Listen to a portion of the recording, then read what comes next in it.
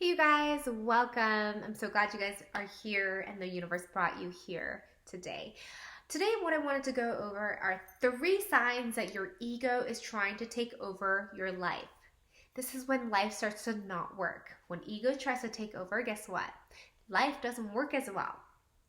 Life doesn't have enough harmony. Life doesn't have enough love and connection. And this is what really brings us the inner joy and the fulfillment.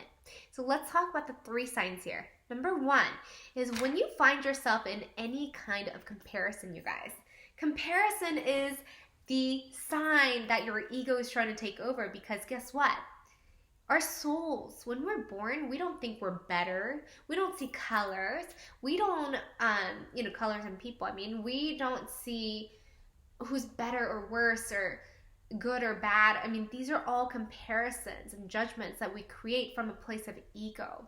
And in a way, of course, like ego exists, and ego, I don't want to make ego bad, because ego isn't bad, because it was created so that we can have a certain idea of our identity, so that we can protect that identity. And though, when we're not leading with both our heart and being aware of our ego at the same time, it can really cause these conflicts in our lives that doesn't serve us anymore.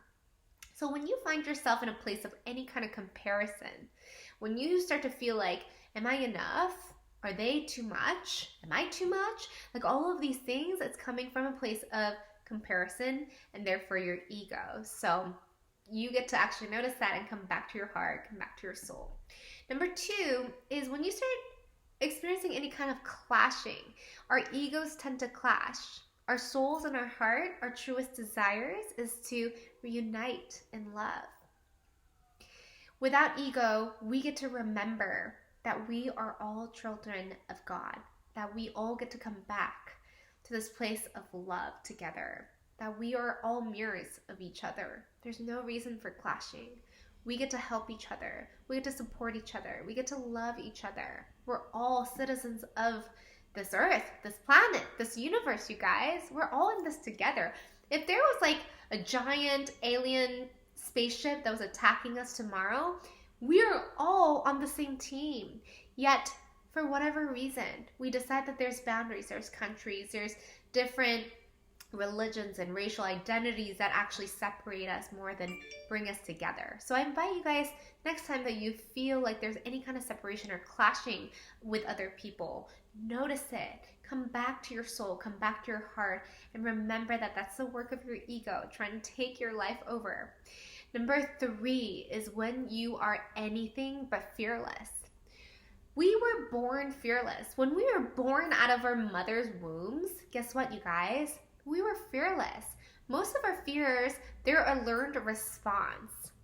We think that, when we get rejected or when we feel excluded, those hurt feelings, those can, create these feelings of fear. But fear is really present in our body so that it can actually stop us from getting killed. Fear should only really arise when our physical body, the vehicle of our soul, our physical body is actually in danger. Like when we're getting chased by a tiger and fears arise, that's valid, so that we can actually activate this focus and this massive action so that we can, run away or whatever.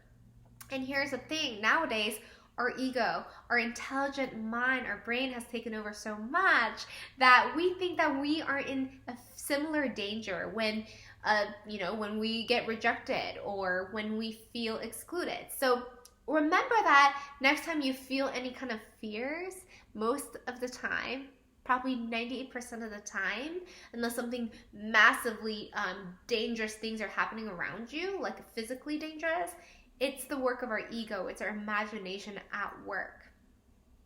So I hope that's helpful, guys. So there's 3 signs that your ego is trying to really take over your life. And here's the thing, when we come back to our hearts, when we come back to being in our soulness, our soulfulness, we get to remember that we can live in harmony, we can live in abundance with each other. And that's when life gets to be full of joy and fun and laughter and oneness. So I invite you guys to try that on. And next time that you notice these 3 things come up, just notice it and see how you can actually come back to your heart. and see how your life starts to shift for you so it works. I hope that's helpful, guys. My name is Yuri Choi, and thank you so much for joining me. And feel free to subscribe for more videos that I'll talk more about these kind of things, self-development, this work of our souls, and empowerment and confidence, all that fun stuff. So anyway, love you guys. Bye, y'all.